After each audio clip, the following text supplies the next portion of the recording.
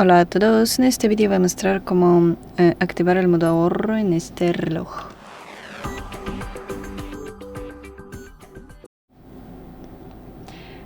Para ello,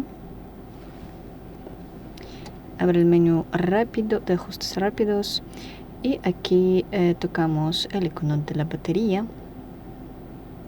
Tocamos aquí y activamos. Para desactivarlo mantenemos presionando este botón, la corona.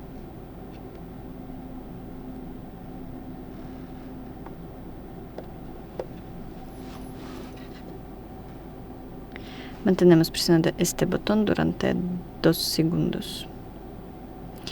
Y eso es todo. Gracias por ver. Denle like y suscríbanse a nuestro canal. Adiós.